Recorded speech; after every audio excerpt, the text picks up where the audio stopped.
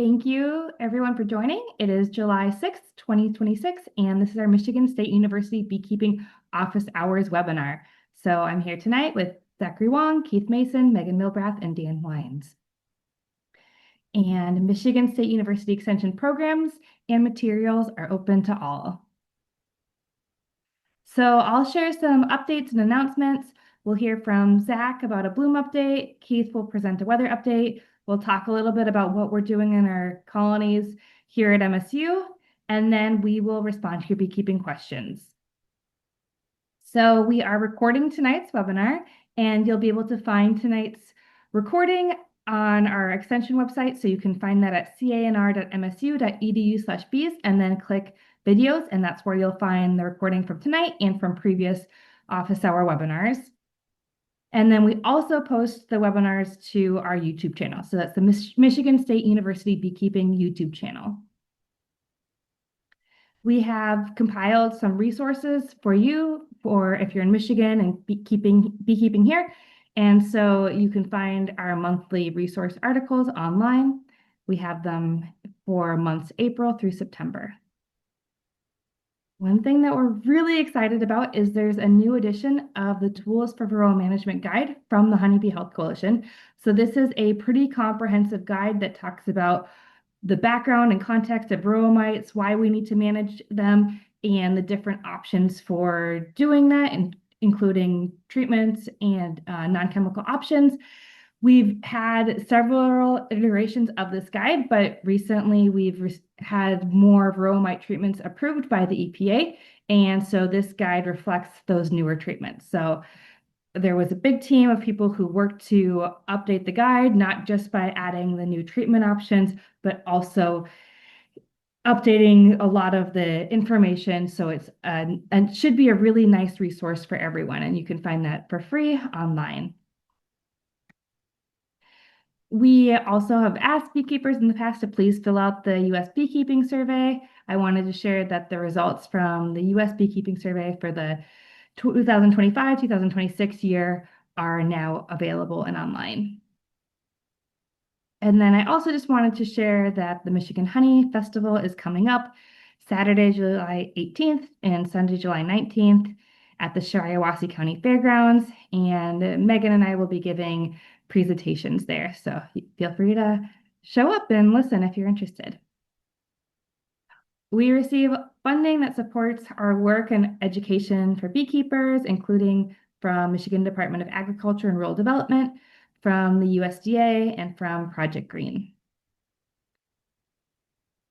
If you're listening live tonight, you can ask your beekeeping questions through the Q&A box, which you should find in the Zoom webinar controls. If you have questions outside of the webinar, you can ask them through our Ask Extension form, which you can find at pollinators.msu.edu/questions. All right, and now I'm going to turn it over to Zach for the flower report of what's in bloom now in the MSU campus area. Thank you. So yeah, I'm going to give a brief update for what's blooming. So what has been done are the basswoods. We have probably 3 or 4 different species here. I was gone during that time, so I did not know if the flow was good or not. Usually basswood is a good honey producer, and you see a lot of bees humming, buzzing, and you should be able to get a super or two of honey if it's a good year. So today, what impressed me most, I listed here first, with a lot of bees. I could see golden rain tree. It's in the family Sapindaceae, same family as lychee and nogan, if you know those 2 Asian fruits. It has a strange Latin name. I don't know how to pronounce, but I have a video here. I think I might have to go to the next page. Can you play that? Yeah. You can see a lot of bees, not just honeybees. I see some big, giant raisin bee, leaf cutter bees, wasps, honeybees, of course, and solitary bees. There's two trees in front of natural science. One is past the peak bloom a little bit, this one, and the one next is just starting. So the two are not uh, synchronized the same. So I have to go back to the other one. Um, and so that's the first one. And then button bush, just a native species. It's blooming. A lot of bumblebees, also honeybees also. Again, it's a good honey producer, and it's also a native plant. White hydrangea, so I colored those purple. Those are the native plants here. White hydrangea was another one. I saw a lot of bees. So the golden rain tree is from China and Japan, and the Chinese date is a jujube tree was blooming in the Beer Botanic Garden. Lots of flowers. Usually I don't see so many flowers. So, and a lot of flying insects. I saw one bee very far away. But they usually produce only 2 or 3 fruits per year. You know why? Because they didn't plant a lot of tree. So this jujube tree has to be cross-pollinated. So with one tree, it has thousands of flowers, but every year produces less than 5 fruits. Then the other still blooming, I call them because they bloomed probably 2 or 3 weeks ago. Uh, so white Dutch clover, of course, has bloomed since June. Sweet clover started, middle June. In Michigan, we have two species, the white sweet clover and yellow sweet clover. I think white here is more common in Michigan, but when I was in China last week, and then in Montana, I see more yellow. So it's kind of differences in different geographic reasons. Bird's foot trefoil is a yellow flowers you see blooming all over the place on the lawns. It's a legume, and that's an important plant in Michigan also. I'm not sure if it's a native or not. Didn't check. Farm vetch, it's blooming by the roadside. So those farm vetch, Canada thistle, and the everlasting peace usually blooms right around July 4th. So all those are blooming now, and they have been all blogged on my website, bees.msu.edu, listed there. I forgot to list of course, the two important one, milkweed, that's everywhere, and that has been blooming for 2 weeks. And also swamp milkweed, the one that has more color, they look the same. So those are good for butterflies and also bees. One thing particular about the common milkweed is that sometimes honeybees were stuck over them because they have a strange structure called pollinaria. So the pollen is packed into a pocket, and it's actually 2 pockets linked together, and the insect has to pull them out and somehow, I don't know how to do it, somehow be inserted into another flower to cross-pollinate. So honeybees, the poor bee sometimes doesn't have enough power to dislodge the planaria, and a few times you see dead bees trapped by the flower. So that's people didn't know that. They thought it's something new. They would take pictures of the planaria and send to me. Zach, I found something new.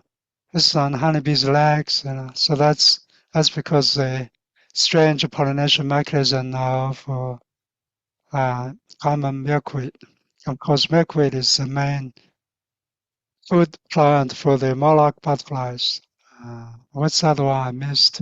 So milkweed, and there's another one I missed. I think it's on my own PowerPoint. I forgot.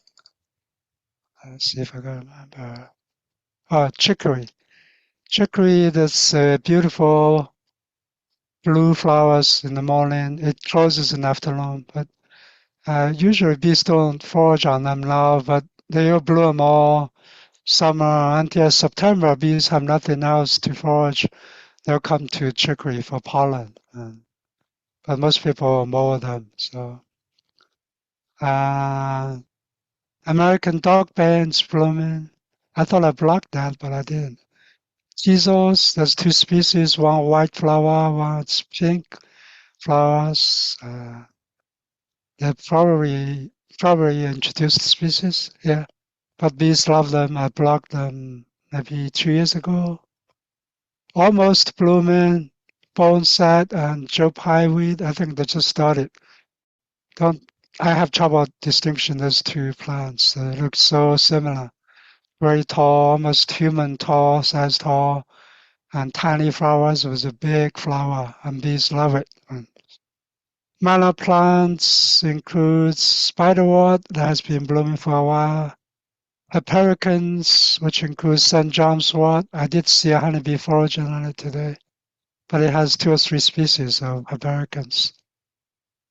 Valnora castrum, which is the flowers actually similar to gooseneck, and then spireos, 2 or 3 species. Coneflowers, of course, very common planted flower. Bees love it too.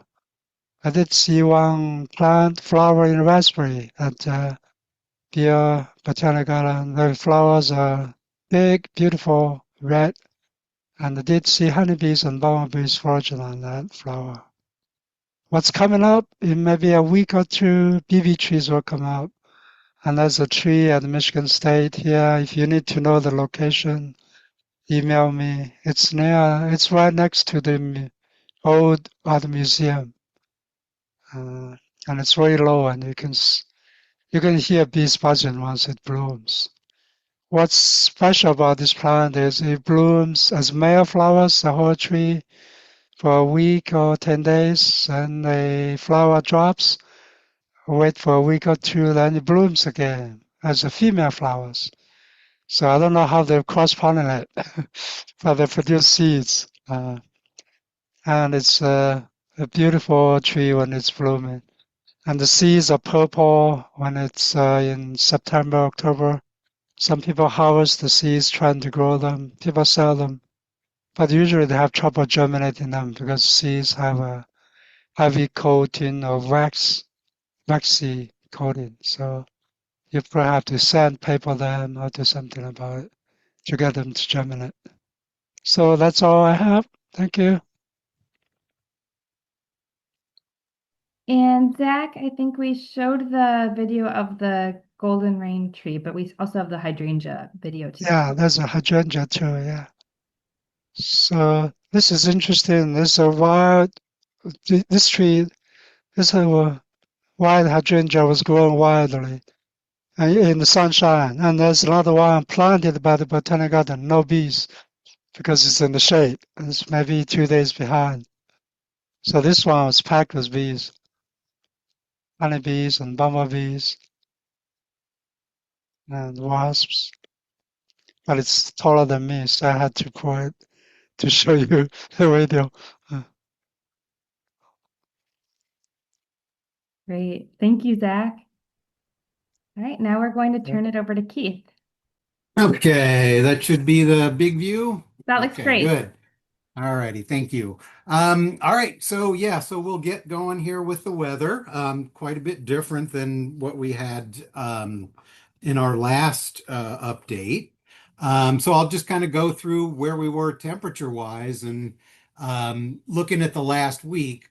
I think everybody knows how hot that was. So, but in graphical form here. Across the whole state, the temperatures were in the 70s and 80s, and that's the first time that we haven't seen any 50s or 60s really, I guess, or comparing to what we saw in at the beginning of June. Things were much cooler, and yeah, so we definitely had a very hot week.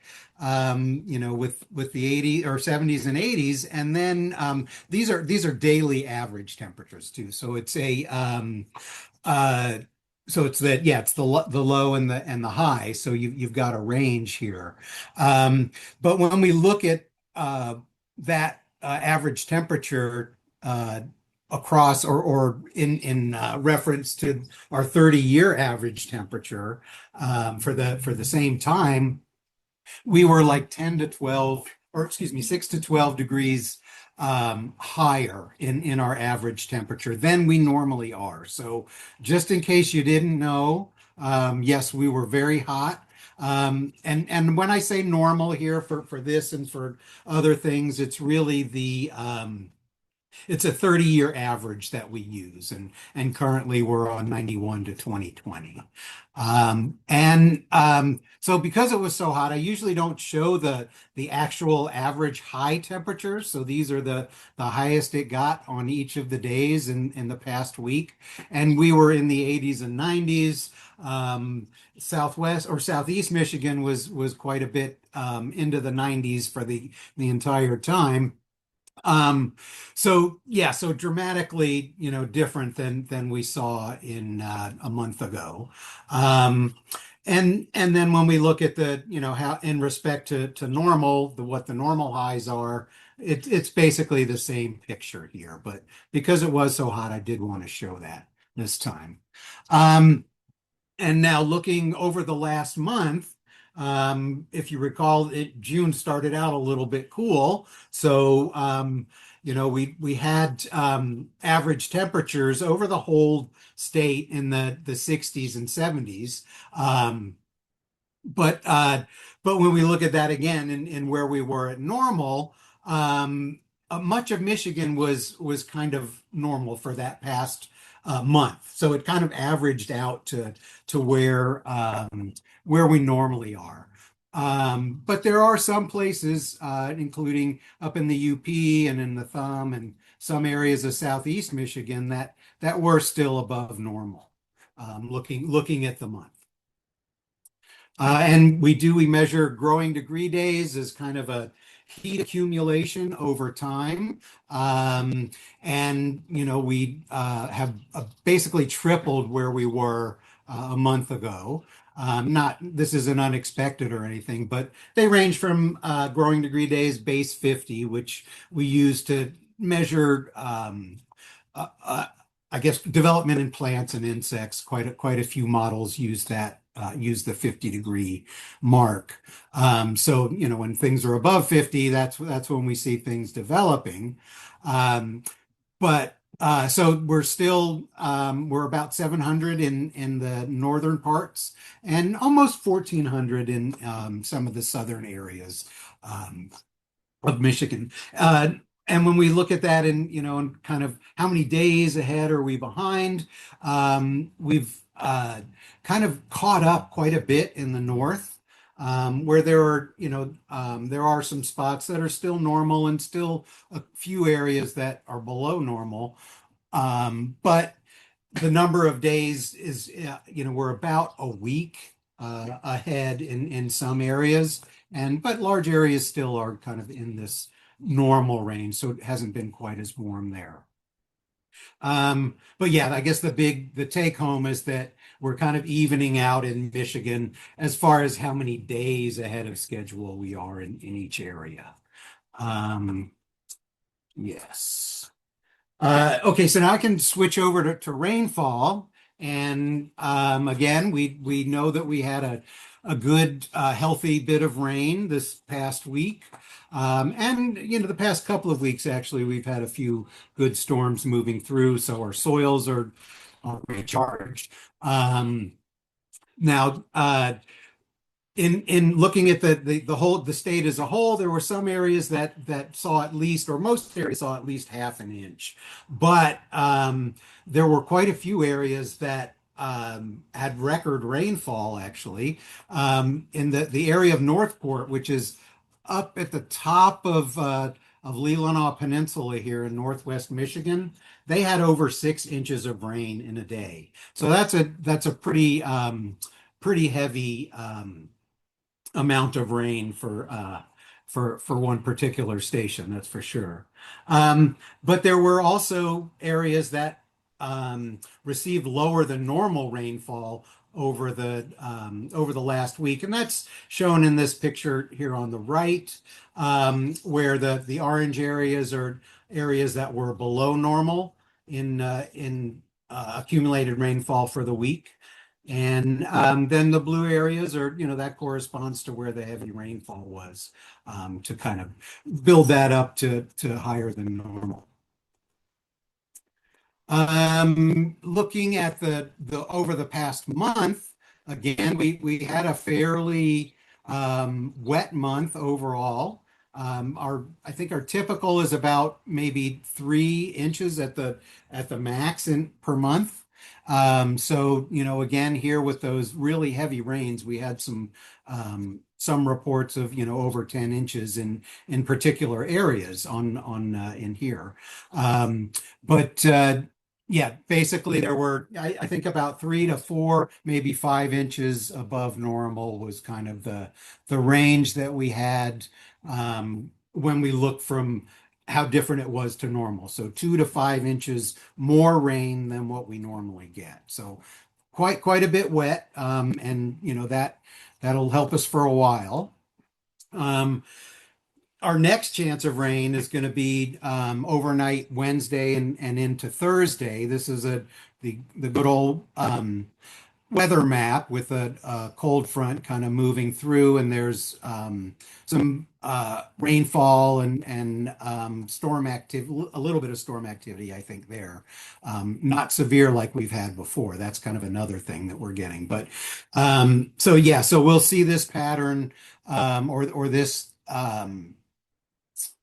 bit or this system. That's what they call it. This system will move into our area Wednesday night into Thursday, and then through the state on Thursday as well. And if we want to look a little farther out, we have estimates for 7 days, and looking at what we expect to happen over the next 7 days, and that's the 7th through the 14th. Rainfall totals vary a bit by region, but we've got in the UP, we'll get, it looks like that's where the heavier rainfall will be, and we could have totals 3/4 of an inch to an inch and a half, and this is in a week. So certainly not a deluge, but definitely a significant amount. And then, yeah, in the lower peninsula, it ranges from a half an inch down to a quarter. And then there actually is an area in west central Michigan here where it looks like they're going to miss a lot of this rainfall, where they'll see under a quarter of an inch. So we'll keep an eye on that. And then looking kind of in the future, we're looking like we're going to be warmer than normal. So there was a question in the Q&A about given what we'll have. I may have misinterpreted it because I don't know what a dearth is, or if there's a dearth there might be a B term that's dearth. So I apologize. I maybe missed that. But again, back to the weather. It's definitely going to be hot. There's a real strong signal over the next 6 to 10 days, and the 8 to 14 day outlook looks exactly the same here, or very similar, I should say. But for rainfall, it looks like we'll be normal, so we won't be below where we are. There's some areas a little to our west that will be, but it looks like Michigan is going to essentially have average rainfall, so we shouldn't have any drought to speak of coming up, or at least that's not what this indicates here. And I did want to kind of put the weather map here. And if we recall, actually, I think I have a picture of it right here. I wanted to compare where we were last month. So there was that big Omega block that was the super high ridge that was giving us all this hot, dry weather. That has gone. It's been gone actually quite a while, and in a flat pattern now. So the jet stream is much more what we normally see here. This is, they call it a zonal flow from west to east. So you know what's coming from west going to east. You can look and follow much better on the weather maps, and it's much easier to kind of predict what's going to happen as far as rainfall in there. So that's looking good, and this also is associated with what they call active weather patterns. So weather patterns where every 3 to 4 days you'll see some kind of a front come through that has some rainfall associated with it. So it looks like we're in a really good place. We'll be warm. Sometimes moisture has issues or can cause issues as far as diseases go, but still, for growing stuff, you need water, and we've had some really dry Julys in the past few years, so it's looking much better here. When we look full out, trying to take the whole month in, it's very difficult to predict on the whole month. So that's kind of the beauty of those shorter term, that the 6 to 10 and the 8 to 14 day, because there's less going on and it's easier to kind of get a signal here. But so we don't really have any particular direction for temperature or for rainfall, kind of overall in July. And they do the same sort of thing for what we're expecting for the season, and they consider that a 3-month season here. And so we're looking at July, August, and September, which temperature wise, it looks like we're going to be equal chances again. So this is all white area here. I should point out, if it was gray, that's when it's normal. So yeah, and in here we're closely, or it looks like there might be some below temperatures in the southwest part of the state developing during this period. But again, this is 3 months, so it does kind of dilute a lot of, I guess, prediction. But it does have a below overall for the season here. So, there might be some dry periods that we're going to have to deal with in that 3-month range. And then, yeah, I think we'll be below this. This is mainly in the northern parts of the state. I wanted to mention El Nino here. El Nino is really, it's an oscillation between El Nino and La Nina. And El Nino is when the equatorial Pacific, the temperatures are above normal.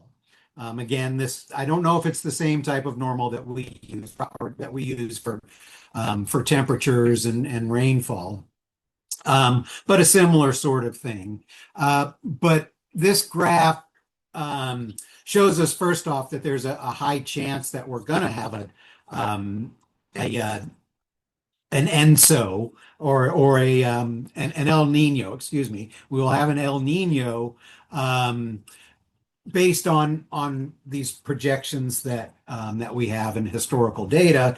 So, and that it hasn't really started yet, but as we go through the season, and these are in kind of 3-month packets. So this is July, August, September. So we're really kind of in this area here, and it looks like the seawater is heating up so much that we are going to have that strong El Nino that has been in the news, and really the strong just means how much higher the temperatures are than normal, and this very strong El Nino is 2 degrees Celsius or about 4 degrees Fahrenheit higher than normal, and these pieces here, well, I guess the probability of that happening increases as we go through the winter,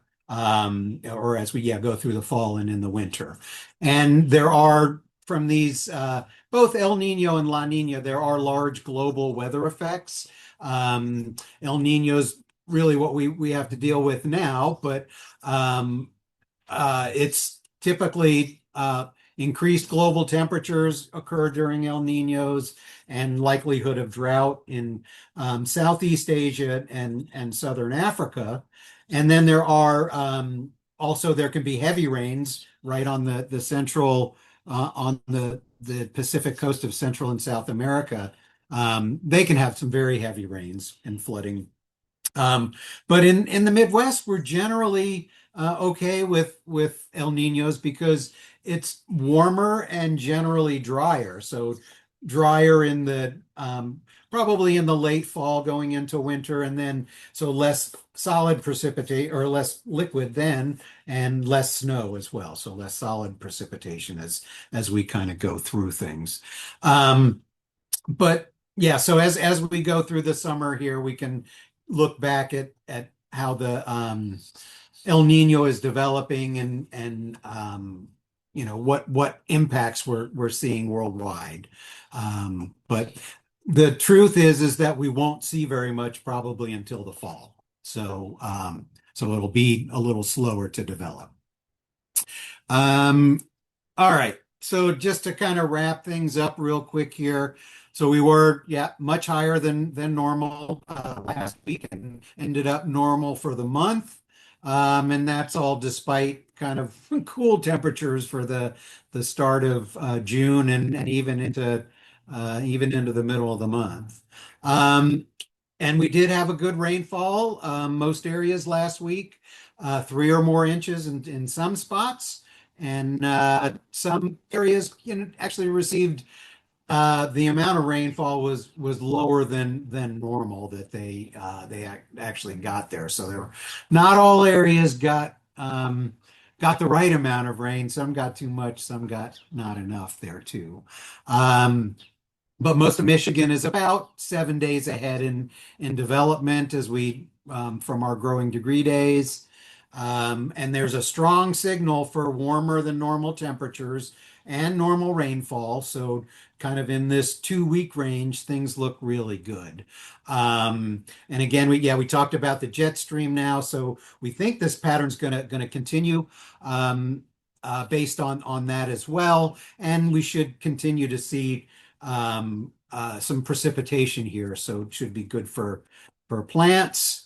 Yeah, and doing the seasonal outlooks, even the monthly outlook is a toss-up where there just isn't a particular direction from what we have. But that is all that I've got. This is just links and stuff for more information. So I don't know if there were questions for me here. So there is definitely a nice job, Keith. Thanks for the information and thanks for the pictures, Zach. Always looking forward to those. There is so there is a question about what and I'm not sure because you did El Nino at the end, and it says in a few weeks they'll be harvesting honey.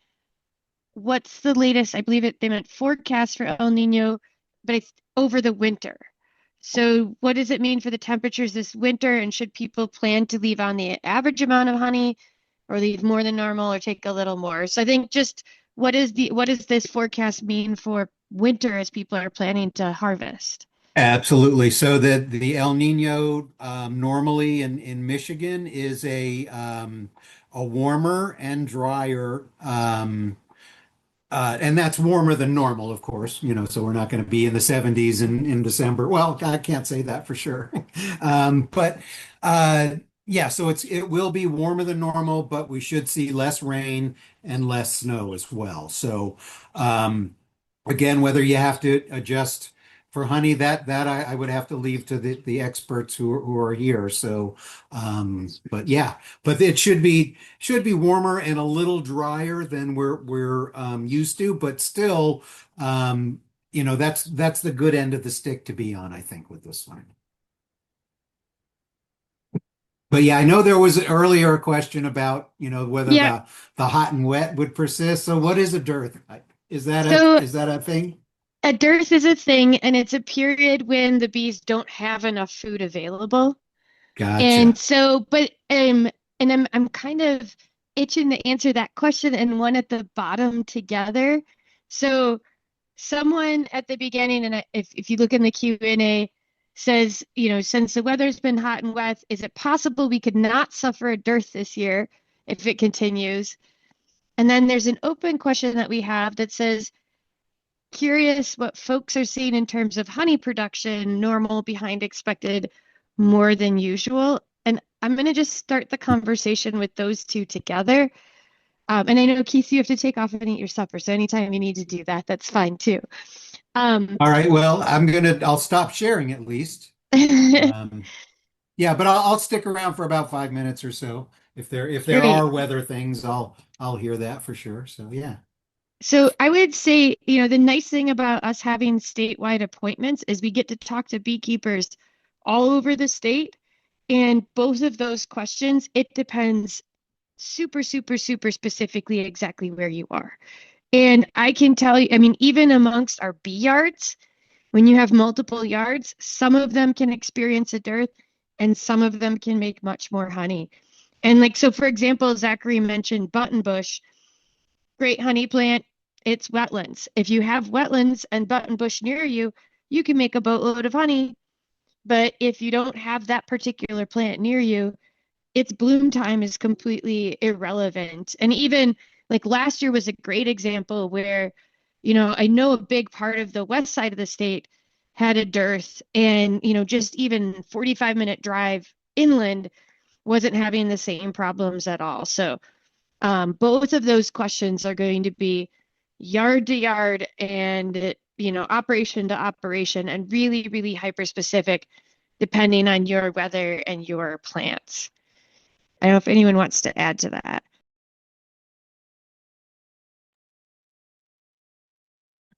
But I do know lots of people are starting to take off honey already. I guess, Dan, do you want to talk about how you feel the honey is the same or different at MSU, at least from this year to last year? Yeah. So we're in almost exclusively just kind of in central Ingham County, Lansing, East Lansing, Okemos. Um, so I harvested a little bit of the early honey a few weeks ago. And the spring honey was lacking, compared to previous years. We often the biggest, fairly reliable nectar source year in and year out in the springtime is autumn olive. That's the one I see where they can really gain weight and start filling boxes. And we just didn't this year. Seemed like it bloomed a bit early, and the weather was poor, either cold and wet, and just not much flight time, and until about the last day of bloom. It was kind of like they got maybe a little taste of it at the end, but they really didn't make much on the autumn olive. So the spring flow was fairly poor, but the last 10 days, maybe 2 weeks now. But prior to this, the rain that came through on the weekend, but right up through the end of last week was excellent. It was a sort of a can hardly put boxes on fast enough. And it's just that moisture in the ground and the heat, really just I think some of it coincided with probably basswood. I haven't tasted any of that honey yet, but again, it's been very good the last 2 weeks, let's say. And that I would say better than usual in that late June, early July window. So I would say, overall, maybe sitting pretty equal, maybe slightly better than the same time last year, but it's all because of what's happened very recently. It started poorly and it's kind of caught up to decent at this stage. And I guess as a beekeeper, you always have to be optimistic, but hearing Keith's forecast as well of we have the moisture in the ground and there's more sounds like warm, humid temperatures coming, and it's not going to be one of those summers where things kind of burn off and get dry by the middle of July. Um, we will see, but I think they could still make a little bit. I would expect the bulk of the crop is on colonies already, but of course there's a lot of work to be done to be drying it down in that. But where we're at Ingham County. They don't tend to make a lot through the fall. We don't really get goldenrod or anything like that. So I tend to think they make most of what they're going to make by the end of July. And maybe, if they make a little after that, it's great. It's winter feed for them, but I, expect to have most of it in boxes in the next few weeks here. Great. All right, Anna, should we do we want to do more about what we're doing, or do you want to dive right into the questions and see if it comes out? I get excited about the questions because they're good ones. Maybe just a brief overview of what everyone's doing right now and then questions. Dan, is there any? Yeah, Dan, go ahead. So I treated most everything for mites. I used Formic Pro. It was right before it got hot. I feel like about 3 weeks ago. It was mid-June before we got into this hot stretch. And so I will be looking at mite levels over the next couple weeks. I know it seems like we're going to be fairly hot, at least for the 2 week forecast here. If that persists and it looks like it's going to be consistently hot through the end of July, and the case where it's too hot where I'm comfortable using Formic, I'll be looking at Viroxan, and then maybe another Formic treatment as we get into the end of summer or fall. But that's where I'm at as far as bee management, and just been harvesting honey. That's to say, a lot of it's come in recently, so leaving a lot of those boxes where they're fairly full, but they've still got to be dried down on colonies, but just trying to ensure they've got enough space as, there is still some incoming. It kind of hit a pause with that rain, but I would expect colonies still need space. Mhm. And my situation's really similar. I put on, so at the end of May, beginning of June, I put Formic on all my big hives and Viroxan on all the small ones, with the intent of coming back 1 month later, doing another round of Formic and doing Viroxan at the same time. And basically, it's been too hot the entire time. And even for our research projects, we've got ones where we're trying to set up trials, in which we have Formic and we have like about 4 different types of oxalic acid treatments we're testing out this summer, and we were able to put the OA ones on.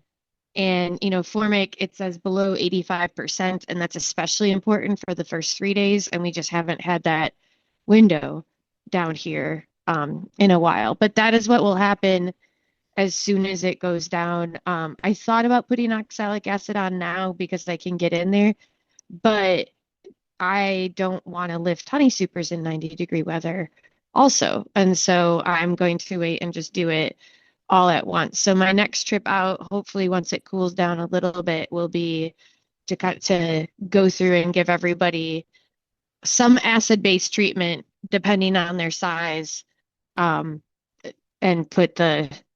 give them more supers at that same time. I would say the other things that are coming up, I had 3 things that I wrote down, and then I had to move to a window because I was having bad internet. The other thing, Superine was one of them. And then the other thing is I am getting a boatload of queen questions this time of year. And just a reminder that it is very, very, very, very common that if you did not replace your queens and you're not putting in young queens in the spring or the fall, that they do replace themselves very frequently in the summertime. And that process takes way longer than most people anticipate. So I get boatloads of calls from beekeepers saying, oh my gosh, my hive is queenless, I need a queen. And then what'll happen is we'll talk it through, and usually 1 or 2 things has happened. Is one, the colony is totally fine, they just are superseding and they looked way too early.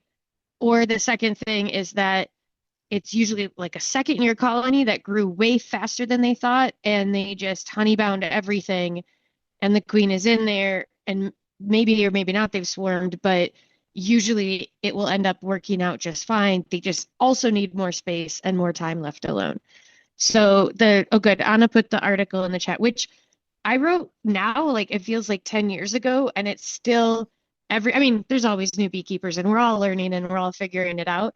But I mean, literally multiple calls this week of people still looking for queens. And when I talk it out with all of them, a lot of them get really comforted by the math and realizing that they went in there to look before they would expect her to come back, because that process just really, really does take a super long time. All right, Anna, I'm starting you off with a really tough, the confusing question. All right, so someone says, 10 days ago, we found brood in one of the honey supers, and there were 3 frames filled with it. We decided to place a queen excluder on the top, so now they're together with the queen's boxes. Today, we again found, surprisingly, brood in the honey super above the queen excluder. How did this happen, and help us with what to do?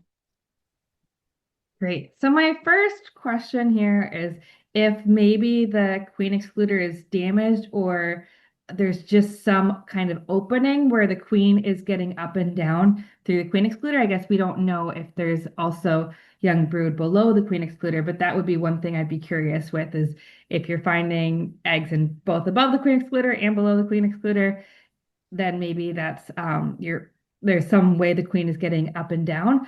Another, it is also possible to have 2 queens in a colony. We see that sometimes after supersedure, and we can sometimes find 2 queens in there. Another thing that you could just think about is how you're handling the hive. So when you're opening it up, is if the queen is somehow finding an opportunity where if she were, maybe on the if you're stacking your boxes and not keeping them separate for what's above the queen excluder and what's below the queen excluder, it could be that during your inspection, she's moved as well. But I'd start by looking at that queen excluder or just trying a different excluder to see if that's what's causing it. Yeah, and I think confirming if there's eggs on both sides and not just above. All right. Also, sometimes you get the weird tiny queen that she could move across. And occasionally that happens. Maybe 1 out of 30, 25, 30 queens is small, has a narrow thorax, and she can move through. So I have that's one also, possibility. yeah, that's true. It just could not be excluding her. I have also had this scenario where I put in a queen excluder in a starter hive, and there was a queen below the excluder and a queen above the excluder. So I moved the queen below and I basically put her below. She was marked. And then I moved that away so that I could use the top as a starter. And there was just another queen. There just happened to be 2 queens, and I kept one above and one below. Again, like not common, but bees can do whatever they want.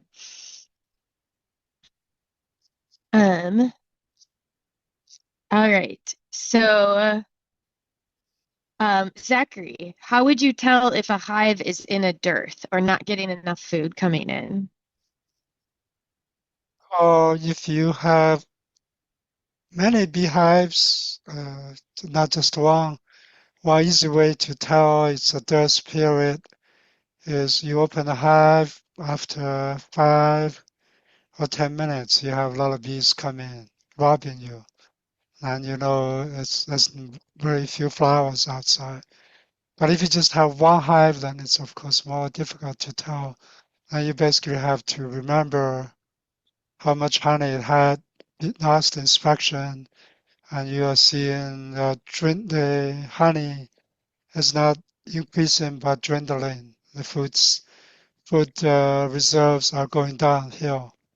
So if you only have one hive, and or your super is not being filled, you added one empty super and still empty, that means the honey flow stopped. So death period is basically not only there's no nectar flow, but also the hives are consuming more than what's incoming. We call it death. And then the colony would actually try to rob each other. So you can't, like in one nice scenario here, once it starts late August, you can't do any long like inspection. It takes too long, more than 5 minutes, and other bees will come in, and it's a big mess. So then you know that's those periods, yeah, no nectar sources. As soon as you have good nectar flow, you give them sugar, they won't even come to your sugar. That's what they prefer to take that plant material. Yeah. But as soon as it stops flowering, you have one drop of honey on your truck, and you have 5,000 bees in the air after 10 minutes. You park that truck outside. So it takes some Zachary's experience. solution, just park a truck outside and see how many bees show. I actually accidentally did that at MSU once, is parked a truck outside in a parking lot outside of it. I feel like the statute of limitations is up, and forgetting that there were hives right behind my building, and the fire department got called. They put signs in the doors telling people not to go out to the parking lot. And yeah, you could tell quite quickly that there wasn't nectar available. So, and I pretended I didn't know whose truck it was and went out. I pretended I was texting on my phone till it was over. So, all right, Dan, how often are you inspecting your hives? That varies throughout the year.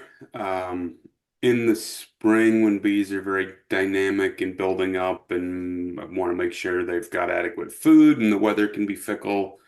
Um, so say starting in early mid-April, through early mid-June, when I kind of feel like we get past the swarming stage. I like to be have eyes on things at least every 2 weeks. Once we get kind of to mid-June and there's a certain they are what they are, as long and then it's just about keeping space on top of them. Taking full boxes and making sure they've got comb to put nectar into. So once we get past that, mid-June, I'm maybe a monthly, something like that. But in full disclosure, I've got just some personal bees. Got treated Memorial Day weekend and haven't seen them since. So that's 6 weeks. They looked great. They had plenty of space. They were producing honey. They had a ton of boxes, and some of them may supersede, as Megan mentioned earlier, and if that's in the midst of that, I'm probably only gonna mess it up by monkeying around in there. So this time of year, when it really is about managing space in the colony and kind of working up at the top with supers primarily, I'm not in them very often. Mhm. And I'm similar where it's in May, it's get everything split it, get everything requeened. I feel like I'm in there all the time. And once they're set up, I want to leave them alone. And so I'm in there much less. It's just to put supers on and treatments on. And then again, in August, I'll be getting them ready for winter. And I feel like I'm in there all the time, making sure everyone's queen right. But really for this next month or so, there isn't a ton of reason to be spending a lot of time in them. Thankfully, because it's hot and the boxes are heavy right now. Um, all right. Anna, I'm gonna start you with this one, but because I don't know anything about it and I don't know that you do, but someone has been using CO2 for mite check. Well, I know that it exists. So I know that people use carbon dioxide for a mite check versus the wash. And I know that there's kits now for it. But I've never actually used it and I don't know. And they want to know, is the method more reliable or equally reliable?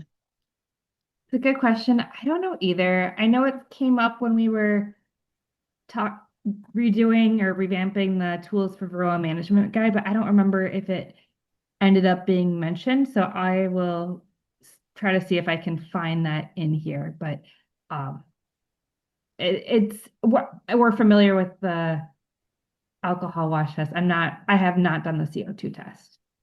I don't know, Dan or Zachary, if you have experience with it. I know, I do not. yeah, I mean, I've used CO2 to like knock out queens after insemination, and the process is just expensive and fussy. And so for the number of alcohol washes we do, which is hundreds to thousands, we have to have something that's really fast. And so we tend to use either we euthanize them in the field and use soap in the lab, or we just use alcohol when we're in the field. And Um, I did just find it in a table in the new guide that's under alternate sampling methods for Varroa assessment.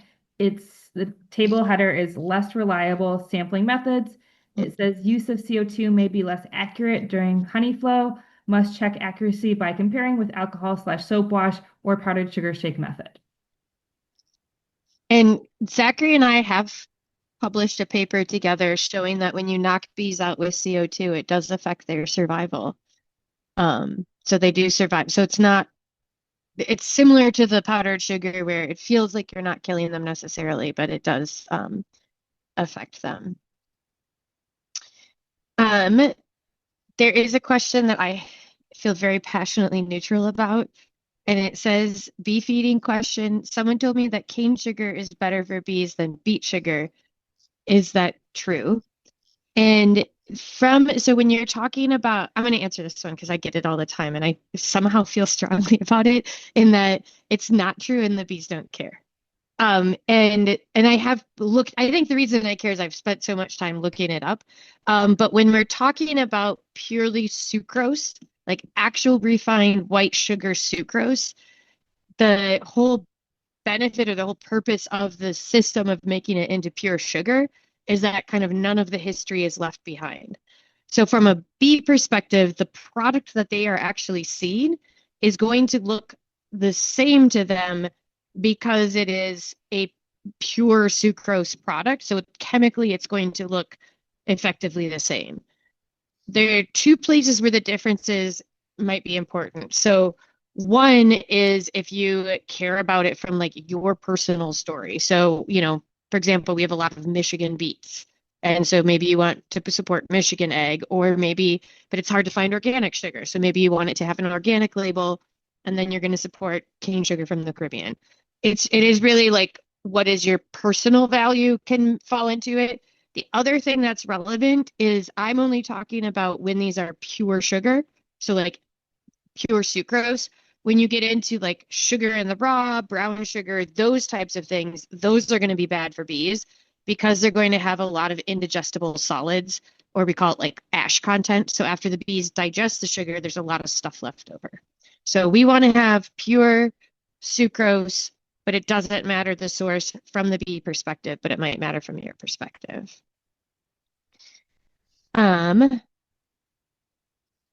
Zachary, do you know, so this is about the honey being hygroscopic. Do you know how quickly honey absorbs moisture after it's extracted, where it could increase the chance of fermenting? Should it be covered right away? Honey can absorb moisture very fast if they are inside the frames because of large surface area. So let's say like yesterday when we had the rain, I have a thermometer outside, it says 99%. So if it's in a garage with the door open, after a day, it's probably going to absorb 2% or more. But if it's extracted, you have a small surface area, let's say in a white bucket. So it's basically not significant, even if you do not cover it up for a day or two. Of course, if you leave it open for 2 weeks, outside it's 95%, you're going to absorb maybe 2 or 3%, I don't know, after 10 days. So it depends on the surface area, even though honey is strongly hygroscopic, but because you have a bucket, the surface area is so small.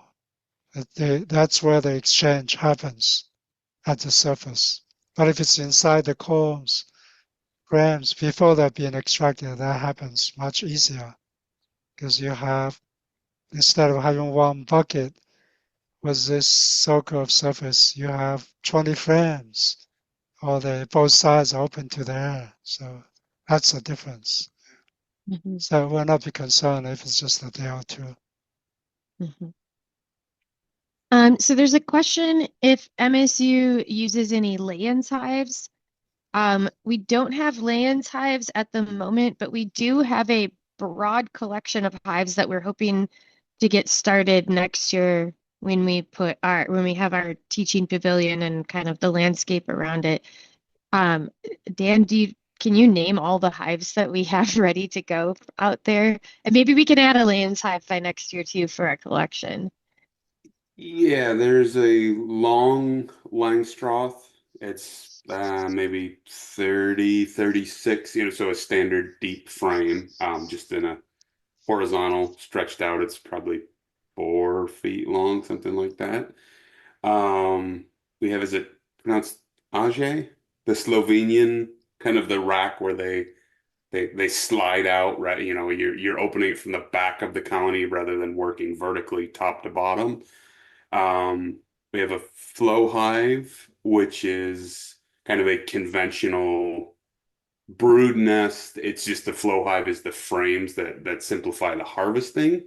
Um, we have the Hive IQ, which is like a styrofoam. It's quite a thick, probably a 2 inch, maybe 2.5 inch thick styrofoam with plastic reinforcement at pry points and hive rests.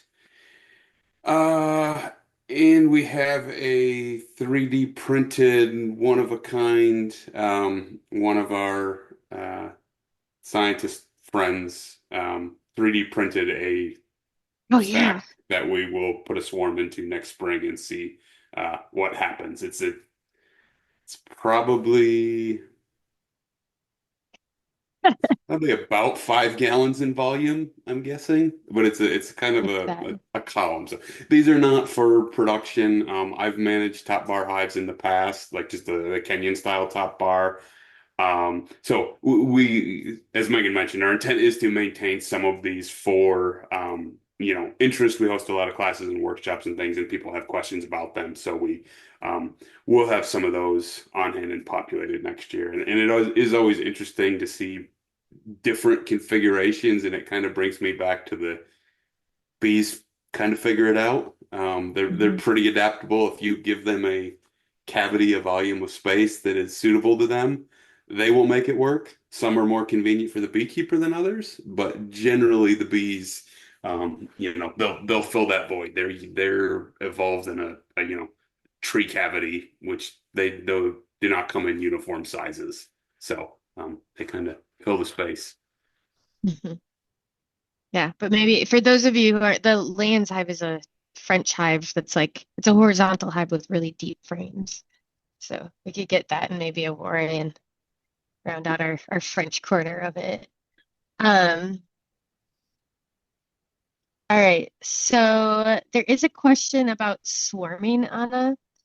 So it says, so we're past it that interesting to me that you made a comment about getting past the swarming stage, but most of my splits with 2025 queens have tried to throw swarms in the past few weeks, well past the swarming stage. I thought I'd given them enough space, but maybe they think I have not, which I like how that's worded. How many supers is enough space?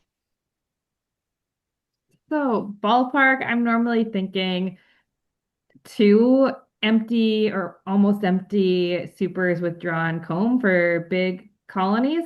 And so if they're storing a lot of nectar in one of those, adding a third super on top or more as they need it is kind of my ballpark normally. Hmm. And I think the very, very key word is drawn comb, not foundation. The bees don't see this space as foundation or as foundation as space. Um, so Right. yeah. Yeah. Right, the swarming is actually a congestion of too many young bees, too much brood. And so if you have a congested uh, brood chambers, then it doesn't really matter how many supers you have, they will still try to swarm. So in your case, maybe you made the split kind of late, so the bees are thinking still spring-ish, so the queens are probably New Queen's tend to lay more eggs and it's still good honey flow. So it's usually tied with good honey flow and lots of brood, and then too many young bees congested and they want to swarm. So I think the honey supers probably helps a little bit, but that's not the main issue for swarming. But normally they should be over now. It's just because in Michigan it's Yeah, usually the usually reproductive swarms are uh, over yeah. now. I will say that I definitely have colonies that do not like to go up through queen excluders and would rather die and swarm and do anything than go through a queen excluder. And in those, I just take the queen excluders off. And then they generally make a queen excluder of honey. All right. The next question I'm going to answer, it says, oh, and hi, Dr. Ann. Are there any contraindications to putting formic with Feroxan other than it being too hot? So with anything with pesticides, you have to follow the label. But in the case of combining two pesticides, it doesn't have to be written on there as a can. It has to not be excluded. So kind of the assumption is unless it says you can't apply it with another pesticide, it's assumed to be okay. So unless there is a like actually stated contraindication on the label, then it is assumed to be okay. There was so a year ago, there was some weird language on the formic label where it wasn't very clear. And I think there was like a shell in there. And I did call the EPA and talk to some people that we're very high up on if that could be interpreted to allow us to put both on the same time. And they said yes. However, the other main point that I want to make, knowing that this is going to go onto the internet forever and ever, is that the law is that you actually have to follow the label of the product that you are holding.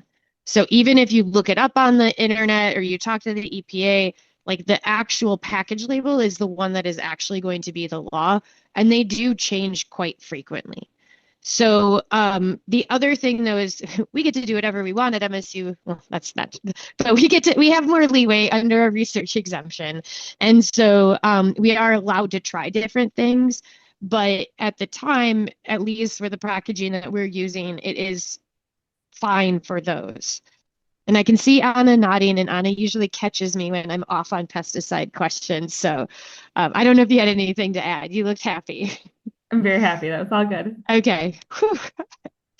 Dan, here's a sad question for you to bring us back down again. Every year about this time, I start to get crawlers around the apiary. Is this normal, and what causes it? Presumably So like dead or yeah, crawling sick crawl. bees. So Yeah. I'm assuming you mean bees crawling disoriented out on the generally the ground in front of the hive. It easier to see if you don't have deep vegetation. Often this maybe goes on and we don't see it because we don't mow our bee yards. Um, so when I see crawlers, I generally think two different things, potentially. One, viruses that are there's a number of different viruses. Some of them might related, some of them not might related. But that can kind of cause this crawling, twitching, disoriented bees. So that's one. The other that I typically think of with crawlers is pesticide exposure. Um, without any information more than that, though, it is really hard to, make any determination beyond that. But those are kind of the two things I see associated with crawlers. Mhm. Just to stay in our really sad period, Anna, during a dearth, actually, I'm going to give this one to Zachary because I want to give you the next one.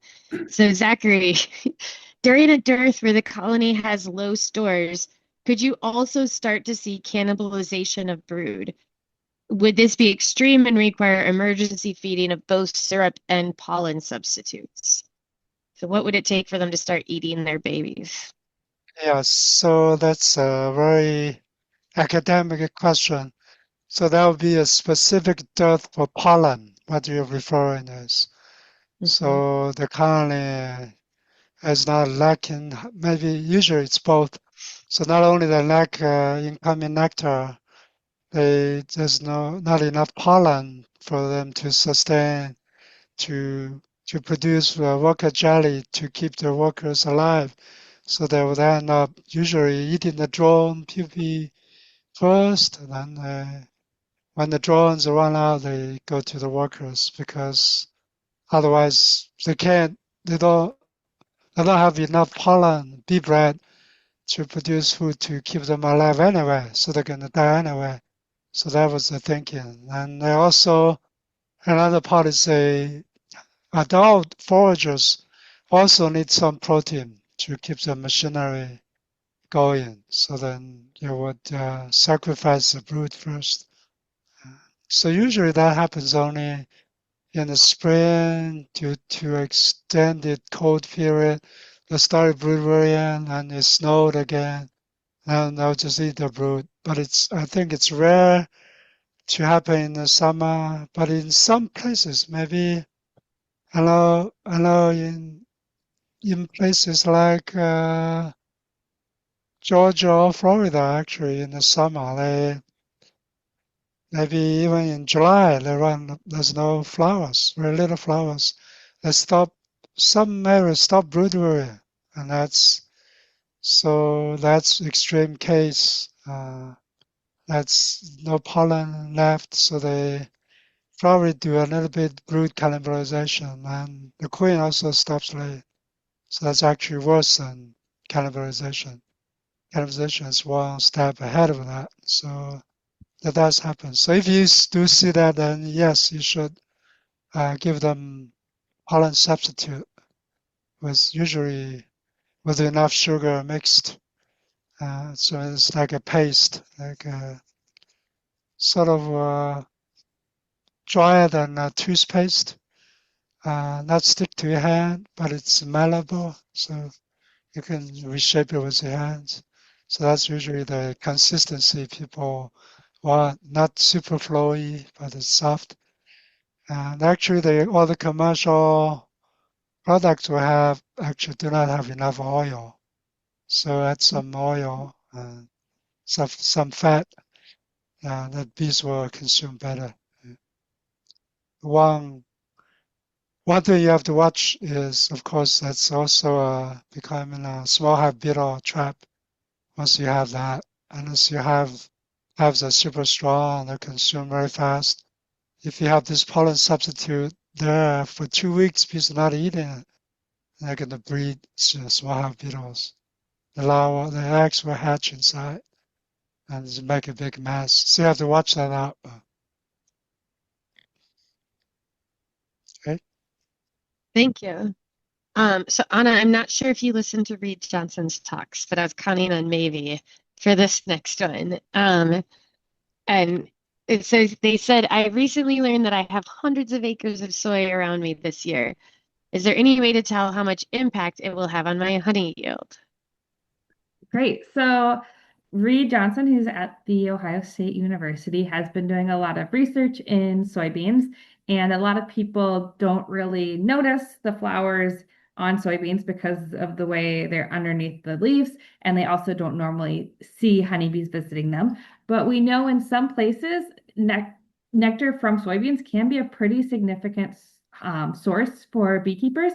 It sounds like a lot of it depends on the variety of soybeans and the weather. So there's a lot of variables and there's a lot of varieties of soybeans. It's not just like, oh, here's your list of five. There's a lot of varieties. So it would probably depend, but I'd be really curious to hear and how it goes for you this year. I do know some beekeepers who are seeking out bee yards near soybean fields because it can be a significant source of nectar. Oh, and what I wanted to share with Reed Johnson's lab is the way that they started to monitor for honeybees visiting soybean flowers was through recording them and listening to the audio and using computer technology to identify when a honeybee buzz is there because it is so hard to actually watch and see them visiting. All right. Dan, new beekeeper question. How much honey do you typically leave for the bees over winter? Right now, I have two 8-frame deep brood boxes and one super. I'm gearing up to add a second super soon. They started from a package. Sounds great. I'm afraid to take it for them. A lot of what I've been reading says nothing in year one. I think also talking about, well, you know this, the honey supers on top. Yeah, so I think that does sound great. I think it's good to have low expectations starting out and like from a particularly from a package like the bees have to build out their skeleton. They have to draw that comb. They have to really fill out before they can put the weight on. That's going to get them through the winter. As far as wintering weight, I mean, you'll hear different. I think somewhere in the range of 80 pounds. Um, Most of what we overwinter is in a two deep 8 frame, and I like that top box to be just full of food. In our case, most of it is syrup. We feed bees in the fall to get them up to weight. And so I think in your situation where you've got supers, and certainly if they're, good rule of thumb, if new beekeeper, good rule of thumb is adding more space when they're kind of utilizing 2/3 of the existing. So if they're up working well in that super, and whether it's guessing maybe it's not drawn if you're first year from a package, but um, adding more space. That we're still in the growth time of year. Better to give them a little extra space than not enough and have them get crowded. Um, the What you will run into is if you harvest that super where the bees have put a lot of their winter stores and you leave those two deep brood boxes, there may not be a lot of weight left in there. So that leaves you with either leaving a super behind for them, or if you harvest that super, you need to feed them. And we feed sugar syrup in the fall, and to get them up to that wintering weight, whereas their broodness. So if you consolidate them down to two deep configurations, very common.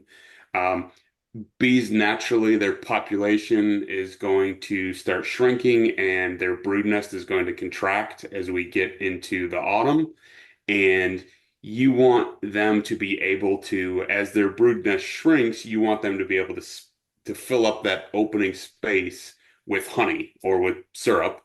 Um, and so to do that, feeding them the syrup early enough because, and whether it's nectar incoming or it's syrup, they have a lot of work to do to dry that out.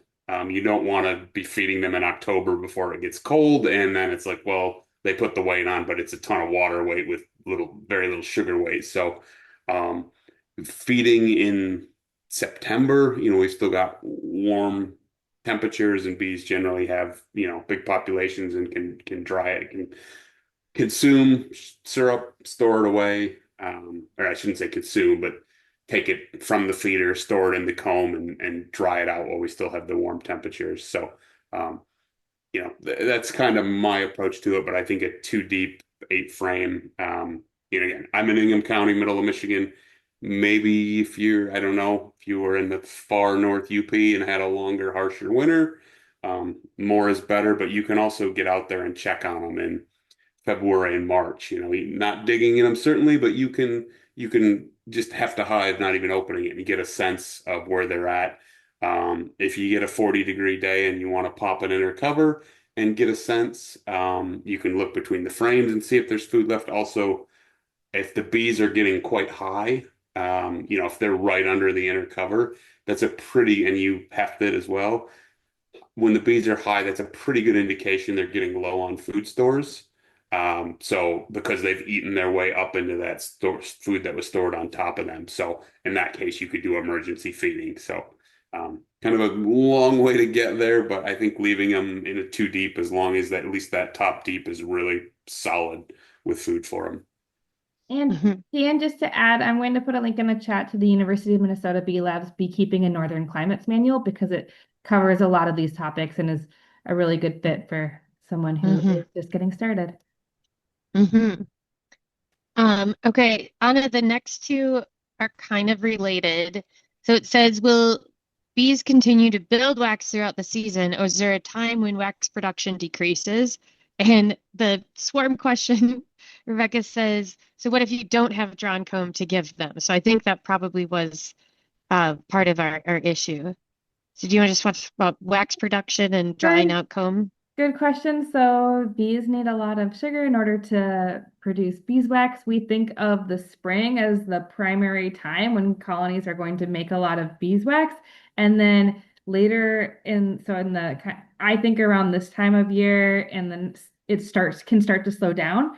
So bees can be really quick to build out comb earlier on. And then it can kind of depend on the colony and the resources and where they're at size-wise, but we can see it kind of slow down in the middle of the summer and in the fall. So that's definitely something to think about. I think especially sometimes beekeepers just anticipate that the bees are building comb so quickly that it's just going to continue to be that quick, all the way through the fall, and it can really slow down. And so the question about what to do if you don't have drawn comb is one of the biggest beekeeping challenges. So for anyone who's getting started with beekeeping or who's expanding their operation or splitting a lot of colonies, normally the big thing we're thinking about is, do we have enough drawn comb?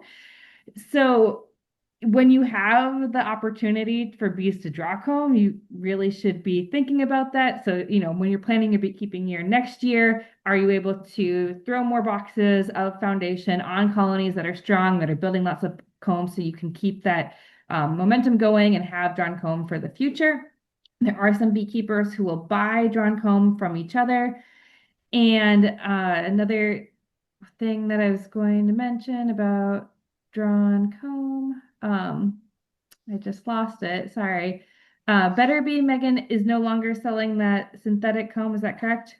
No, but we've got one in I got 3 frames in the office that can go to the highest bidder. So, but yeah, I don't think they're making that anymore. Yeah. So, another thing, the thing I was going to mention was, one thing that especially like Dan will do is, if we are short on honey supers, is he'll extract honey multiple times through the season. So as soon as there's enough capped honey to extract in the spring, he'll extract that honey and give that drawn comb back to the colonies. And that's kind of immediately usable space for them. Mhm. But All right. it's a very, very relatable challenge. Yes, you're among friends with that one. So there's one question left that it says, have you tried the Naroa product that stops mites reproduction? So there is one product on the market right now, Naroa, that is an mRNA that is designed to sterilize the mites. It just became available at the end of last year, and the desired usage time is early spring. So tomorrow morning at 7 o'clock, I'm going to be driving to go check our hives that are enrolled in our Naroa trial. And so we we actually have 2 trials going this summer with hives with Naroa, but we don't have any data because this is the first spring we had access to it. So stay tuned this winter and we'll kind of let you know how it worked for us, or what we find, I guess, for next year. And I know there's other universities that are also doing studies on it. So we should know a lot more by the time our winter things are going. So it says there's also no honey supers for Naroa. Yeah, the way that the label is designed is that you are supposed to get it into the brood nest, and so you don't use it at a time when honey supers are coming in. So it's not necessarily that it's super contraindicated in like, oh, it's going to be terrible for humans. The idea is that it won't work if you're using it at a time when there's nectar flow. And so you have to use it. So the idea is it's something that you would get, and they do take it down incredibly quickly. Like for our protocols, we were supposed to remove them by the packets in 3 weeks, but went through them in days. So if you're putting a liter basically in there at a time that they need food, they just take it in immediately. So you find a time when they're raising brood but not bringing in nectar, and that's when you would be using that product. All right, we solved beekeeping. I don't see any more questions in the chat. So thanks everyone for all those really, really good questions. And we'll see you all next month. That's great. Thanks, everyone. Bye.